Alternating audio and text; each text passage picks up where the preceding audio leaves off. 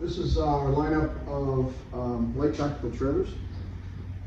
We have 3 distinct models based on their width, based on 3 primary vehicle classes, one being UTV, the other being mid-size pickup truck, and then the wider one width that would work behind, say, the Humvee or larger armored vehicles. There's approximately 15 components in the center that need to be wider in order to make the wider format trailer, and again, the third size of trailer. So we've configured the trailers to these 3 classes of vehicles, although this can even be made narrower for something like ATVs as opposed to UTVs. So we can design the trailer to use anybody's front hub off their vehicle. So say in the case of a UTV style vehicle like the Polaris Alpha, we can use a hub from a Polaris Alpha. Then we can use the brakes from the same vehicle and the wheels. So that provides us with commonality on key mechanical components between the tow vehicle and the trailer. So in this particular instance, we have more of a generic rim and tire, making this street legal. And then we can see this on the last trailer. We have a 42-inch diameter tire. So you can see an immediate comparison between the smaller tire and the larger tire and rim. This tire and rim is found on a much larger armored vehicle, and that vehicle was set up with F550 running gear. So what we've done is we've adapted the F550 hub and brakes and other components to a heavily reinforced suspension and trailing arm system, and an upgraded shock tower, and additional cross members in the bottom of the frame. So this trailer can carry about triple the payload of the first trailer. The second trailer carries about double the payload of the first trailer. Heavier cargo such as fuel cans, jerry cans, water cans, ammunition, more dense objects can be fit in the lower portion of the trailer.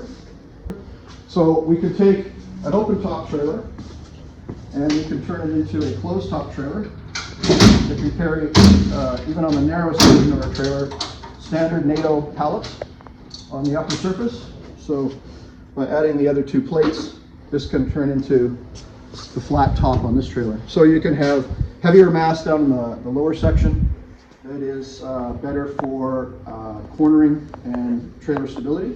And if you have larger items, packs, tents, pallets of food items, that kind of thing, that's generally more voluminous and less massive, those can get mounted to the top of the trailer. They can be tied down with cargo tie downs, or large straps can be tied onto these airlift rings. These rings are designed to US military specification. The steel structure follows from the ring down into the main frame on both ends. These are designed to be able to lift the trailer with its full cargo underneath the helicopter. And as such, we have tie-down rings that can be used inside of aircraft cargo bay or train or say ship transport. So the trailers can be tied down as well.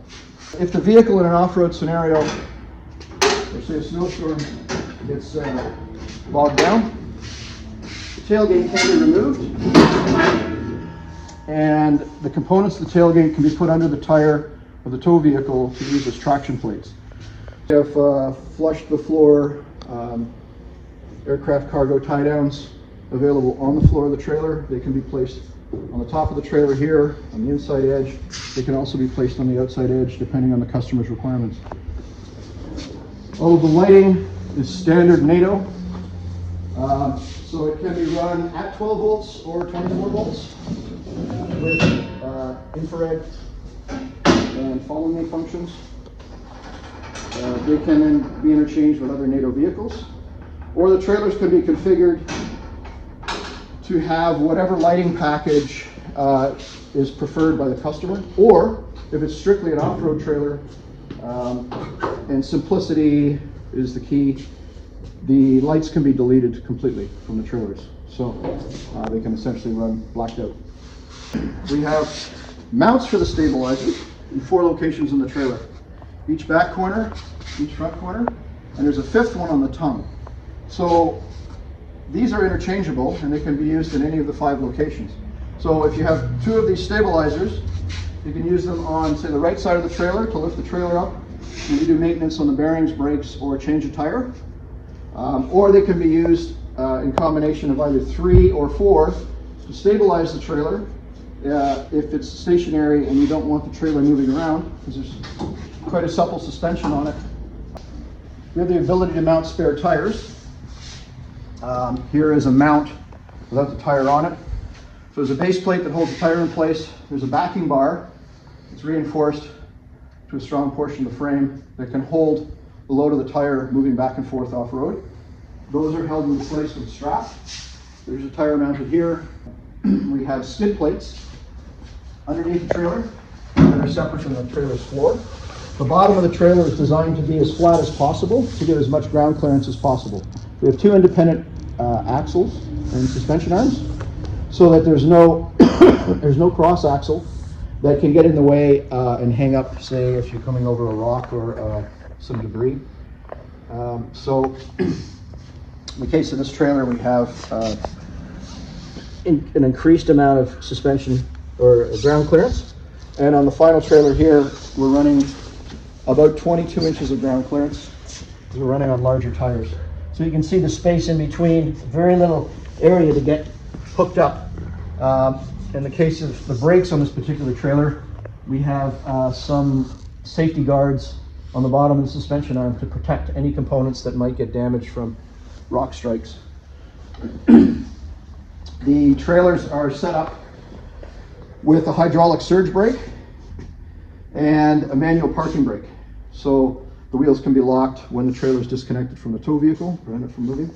As you can see, we've got one version of this trailer that's currently set up for a commercial tow vehicle ball hitch. That can be unbolted, replaced with standard military lunette ring. So the trailers are pretty much designed to be easy to adapt, easy to change, easy to upgrade to different requirements. One of those additions is an upper cage that can be used for cargo protection, as well as tarp can be placed on here for weather protection. This can be used for carrying troops. So people can sit in this position. The height of this is just enough room to carry standard NATO fuel cans or water cans. So the litter mounts can be mounted using quick disconnect rings, and the litter mount is wider than this portion of the trailer, so we have a design that puts the litter mount flush to the edge, so 2 litters can be mounted here, or we can reverse that same mount and bring the litter out if you're in an area where there are no obstructions, say open fields, that sort of thing. Then a 3rd litter mount can be placed in the bottom, or we have a chair for a medic who can attend to wounded evacuation. So this can be used for expeditionary gear, maintenance equipment, that sort of thing. So we take a cargo wall. These are made of aluminum, keep the weight down, and yet they're very strong. So those are dropped into position.